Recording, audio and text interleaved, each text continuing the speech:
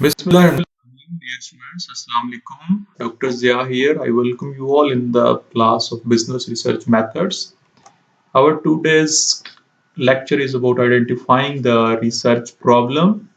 So it is very important in business research methods to identify the research problem in the very beginning of any research study.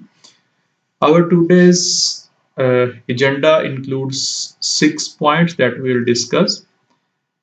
We'll start with defining the research problem and explaining its importance. Secondly, we will go for distinguishing between the research problem and other parts of research process.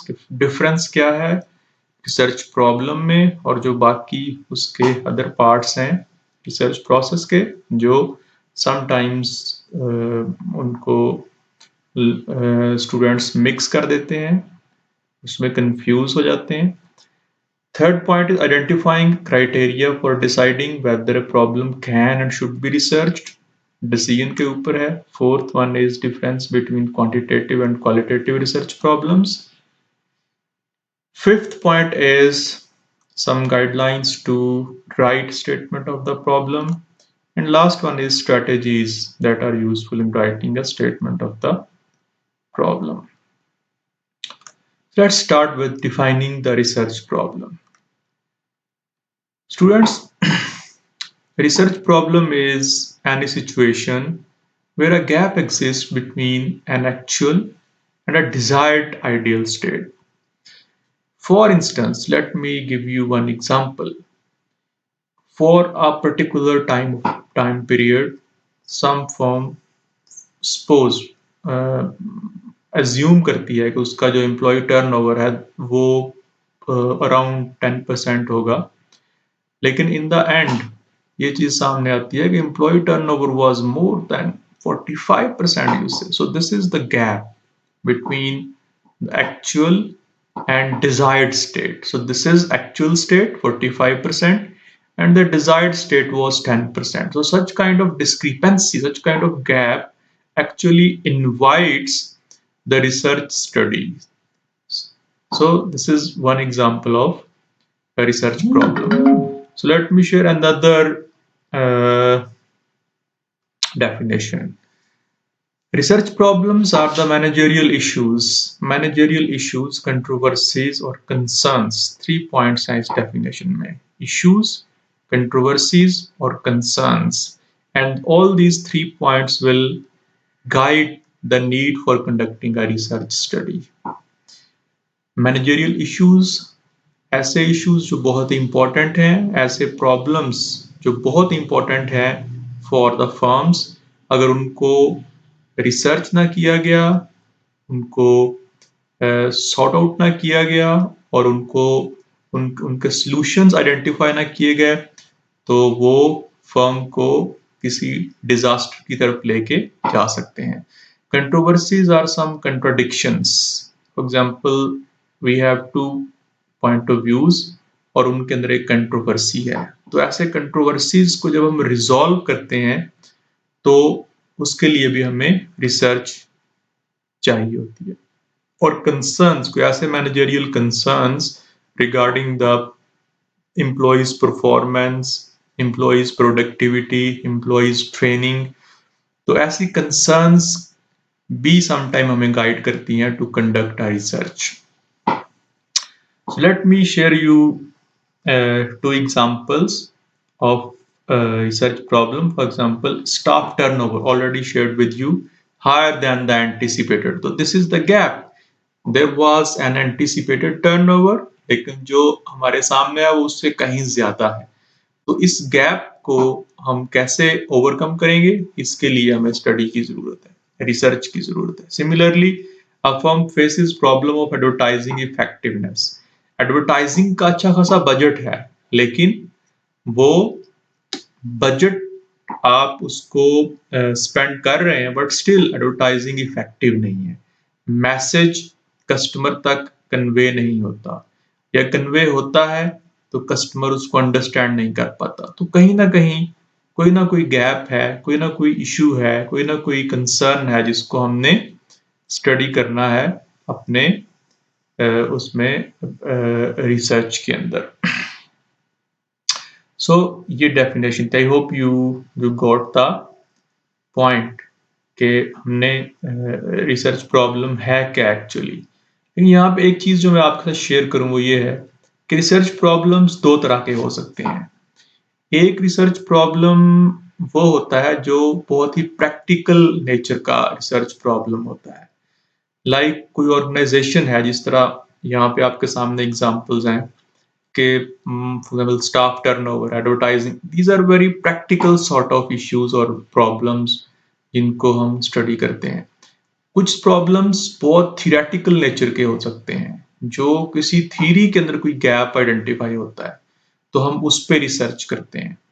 तो ये practical भी हो सकता है research problem, और ये बहुत academic nature का भी हो सकता है, बहुत बेसिक और बहुत थियोरेटिकल रिसर्च प्रॉब्लम्स भी हो सकते हैं, गैप्स भी हो सकते हैं, जिनको हम अपनी रिसर्च में, एकेडमिक रिसर्च में आइडेंटिफाई करते हैं और उसके ऊपर हम स्टडीज कंडक्ट करते हैं। So when we start our research, so that is the problem, like these two problems I shared with you. So these are sufficient to start a research project. However, it's still needed to be transformed into researchable topic. Still इनके ऊपर हम जब काम करेंगे, कुछ literature और probe करेंगे, चीज़ों को स्टडी करेंगे, प्रिलिमिनरी एनालिसिस करेंगे, तो फिर हमें समझ आएगी कि हम इनको कैसे एक रिसर्चेबल टॉपिक में कैसे इनको कन्वर्ट करना है। So next is the importance of problem statement. Problems can be found in the introduction of a study. आप कोई भी पब्लिश्ड स्टडी जब उसको आप देखते हैं तो यू फाइंड, कोई भी आप आर्टिकल, रिसर्च आर्टिकल जब देखते हैं तो उसका जो इंट्रोडक्शन का सेक्शन होता है उसमें हमें रिसर्च प्रॉब्लम्स लिखे हुए मिलते हैं, और ये कुछ वन पैराग्राफ और मोर देन वन पैराग्राफ्स की फॉर्म में, मल्टीपल पैराग्राफ्स की फॉर्म में भी ये हो सकते हैं। एक पैराग्राफ में भी आप प्रॉब्लम स्टेटमेंट लिख सकते हैं और एक से ज़्यादा पैराग्राफ्स की फॉर्म में भी इसको लिख सकते हैं। इसको हम स्टेटमेंट ऑफ प्रॉब्लम सेक्शन कहते हैं नॉर्मली। और क्वेश्चन ये है कि ये क्यों इतना इम्पोर्टेंट है? Actually it is important because it sets the stage and provides direction for rest of the research project. कि हम, ये हमारा एक स्टार्टिंग पॉइंट है। If you can identify the problem in the right way, than half the job is done. कि आपने अपना एक जो डायरेक्शन है वो सेट कर लिया, अब आपके लिए बाकी सारी एक्टिविटीज आसान हो जाएंगी। सो अगर आप कंफ्यूज्ड है about your problem, so you will remain confuse through out your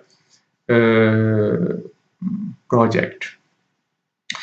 In the absence of research problem, researcher and reader are clueless. If you don't have problem or if you don't have very clear problem, in both cases researcher and other stakeholders, जो research के बाकी stakeholders हैं, either readers, managers और whatever, वो सब के सब, उन्हें कोई आइडिया ही नहीं होगा कि वो कहाँ पे हैं, उन्होंने कहाँ जाना है, क्या इशू है, किस पे रिसर्च हो रही है। So it is very important, basic and a starting point of the research project. हम देखते हैं कि डिफरेंस क्या है रिसर्च प्रॉब्लम में और जो बाकी पार्ट्स हैं जो रिसर्च प्रॉब्लम्स के काफी क्लोज हैं। वो है रिसर्च टॉपिक। रिसर्च प्रॉब्लम तो हम उसको स्टडी कर रहे हैं, purpose of the research and research question. So these are three different parts of the research report or any research article और thesis। ये तीन ऐसे उसके पार्ट्स हैं जो काफी सम हो इस कदर क्लोज है रिसर्च प्रॉब्लम के कि समटाइम स्टूडेंट्स समझते हैं कि ये जो तीन पार्ट्स हैं यही रिसर्च प्रॉब्लम है, हालांकि वो बिल्कुल उससे डिफरेंट है। रिसर्च टॉपिक क्या है? ये एक बहुत ही ब्रॉड किस्म का एक सब्जेक्ट है जिसको हम अपनी स्टडी में एड्रेस करते हैं, ठीक है, और इसको हम एज ए टाइटल या एज ए टॉपिक लेके चलते हैं जो कि बहुत स्पेसिफिक नहीं होता, वो थोड़ा सा ब्रॉड होता है अपने उसमें स्कोप में या मैटर में। Second is research problem. We already defined research problem.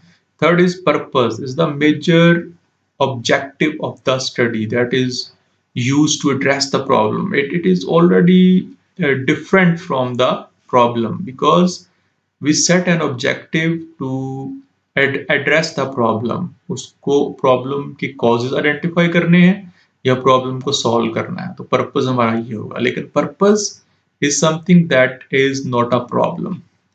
Then research questions. It is something that is very narrow and it is a specific question जो कि researcher उसको रेज करता है ताकि वो उस जो स्टडी है वो उस क्वेश्चन के आंसर के लिए स्टडी कंडक्ट की जाए, जो रिसर्च स्टडी जिसको मैं कह रहा हूँ। नेक्स्ट स्लाइड में हम देखते हैं, इसी को एक एग्जांपल के साथ हम एलैबोरेट करते हैं।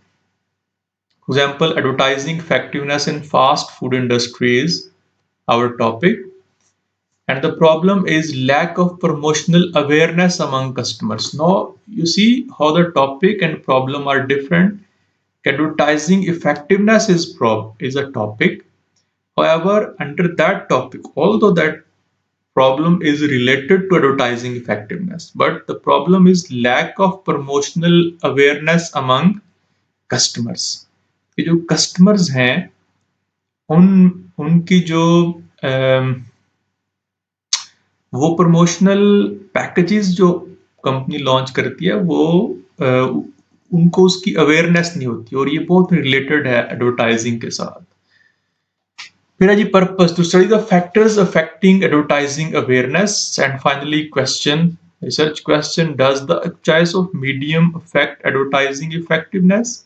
This is the question the researcher raised to answer in the form of a research study. So when we start with topic is very broad, you see, general, and the question is very specific. So this is the difference between different parts of the research process. So one thing that I want to explain over here, the topic means the background of the study. Criteria for a problem to research. Here we ask two questions. Can the problem be researched or should the problem be researched? Can का मतलब ये है क्या हमारे अंदर ये capacity है, and once we decide कि हमारे अंदर कैपेसिटी है तो हम फिर अगला क्वेश्चन करते हैं कि क्या इसको हमें रिसर्च करना चाहिए, ये टॉपिक, ये स्टडी, ये प्रॉब्लम इतना वर्थ वाइल है कि इसको स्टडी किया जाए। सो कैन को हम कैसे जज करते हैं? ये दो पॉइंट्स हैं। You can gain access to people and sites. People means जो जिन पे आपने रिसर्च करनी है, जिनसे डाटा कलेक्ट करना है, जिनको इंटरव्यू करना है, क्या आप उनको एक्सेस कर सकते हैं? जहां पे वो पीपल हैं उस ऑर्गेनाइजेशन को, उस लोकेशन को आप एक्सेस कर सकते हैं? If the answer is yes, then you can research that problem. क्या आपके पास टाइम है, रिसोर्सेज हैं, वो किसी भी तरह के इंटेलेक्चुअल रिसोर्सेज हैं, वो फाइनेंशियल रिसोर्सेज हैं, आपके पास स्किल्स हैं, वो स्किल्स जो उस रिसर्च को कंडक्ट करने के लिए चाहिए, जो उससे कलेक्ट किया हुआ डाटा उसका एनालिसिस करने के लिए चाहिए, वो सारी स्किल्स आपके पास हैं। अगर इन सारे क्वेश्चंस के आंसर्स यस हैं, then you can go for the research problem. Once you decide on this can, then you move to the should. Should means, should is something about your decision, क्या उतनी research इतनी worth while है कि उस पर आप काम करें। So here we have 5 points that will answer the question of should. Number point 1 is your study will fill a gap in the existing literature. मैंने पहले कहा कि लिटरेचर में भी गैप्स होते हैं, तो क्या पहला क्वेश्चन आपने ये करना है कि जो प्रॉब्लम जिस पे आप रिसर्च करने जा रहे हैं, क्या वो हमारे लिटरेचर में किसी एग्जिस्टिंग गैप को फिल करने के लिए है? Okay, the answer is yes. Okay, go for that problem. Second, क्या वो किसी पास्ट स्टडी को रेप्लिकेट करता है in some new context? For example, एक स्टडी है जो एडवर्टाइजिंग इफेक्टिवनेस पे हुई और वो जापान में हुई, लेकिन पाकिस्तान में आज तक ऐसी कोई स्टडी नहीं हुई। तो Pakistan is new context, so this is the replication, replicate करना स्टडी को। If the case is like this, then you should move for the problem. Third, your study extends past research or examines the topic more thoroughly. पहले जो advertising effectiveness पे study हुई वो ordinary mess media में हुई, या वो आपके जो टेलीविजन और रेडियो के एडवर्टाइजिंग पे रिसर्च हुई। अब आप इस रिसर्च को फर्दर एक्सटेंड करते हैं toward social media. Very good, you should go for this problem. Your study gives voice to people silenced, not heard, or rejected in the society. There is some,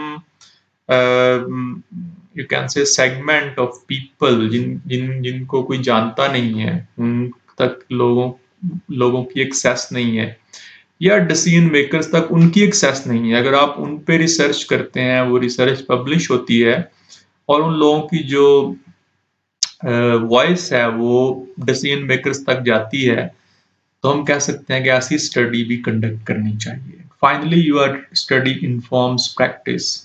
आपकी study जो है वो theory और practice में जो gap है उसको fill करती है, उस गैप को मिनिमाइज करती है या उस गैप को ख़त्म करती है। तो ऐसी प्रॉब्लम पे भी रिसर्च होनी चाहिए। You should go for such problems to study.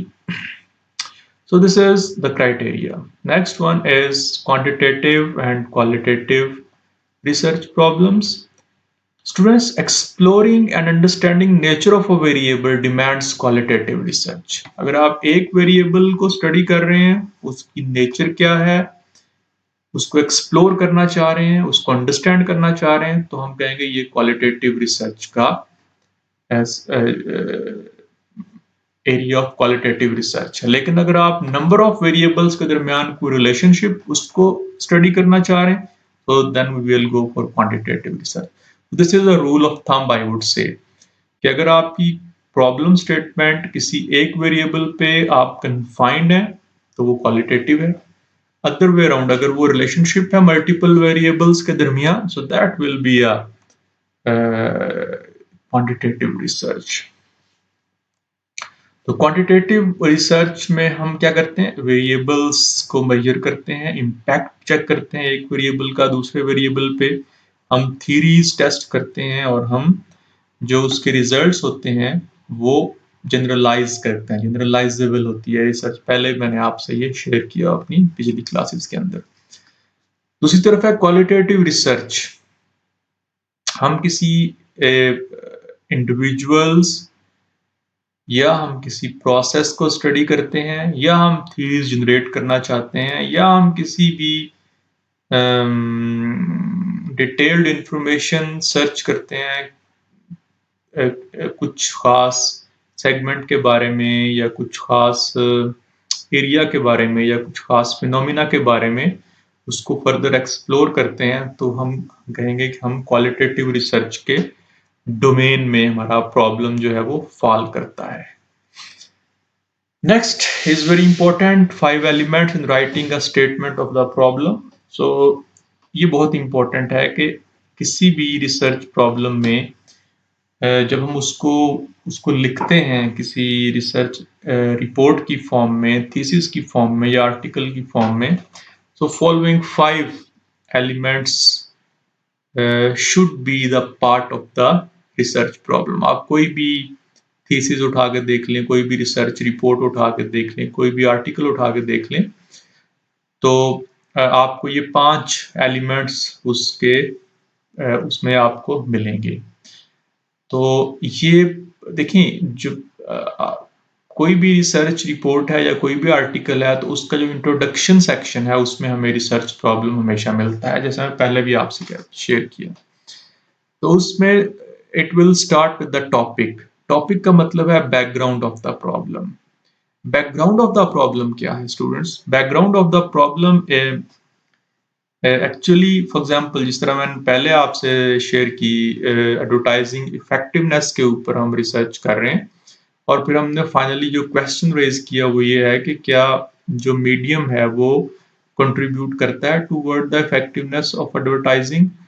तो हम जब इसकी प्रॉब्लम पे जाएंगे, प्रॉब्लम हमने जिस तरह पहले भी उसमें एक प्रॉब्लम डिजाइन किया कि कंज्यूमर को अवेयरनेस नहीं है प्रमोशनल पैकेजेस की, लेकिन चूंकि हमारा जो ब्रॉड प्रॉब्लम एरिया है, जो हमारा प्रॉब्लम का जो बैकग्राउंड है that is related to advertising effectiveness, तो हम स्टार्ट करेंगे एडवर्टाइजिंग इफेक्टिवनेस से और हम उस पे जो अब तक का जितना भी लिटरेचर है उसको हम एक समरी की फॉर्म में वहां पे शेयर करेंगे एक पैराग्राफ में।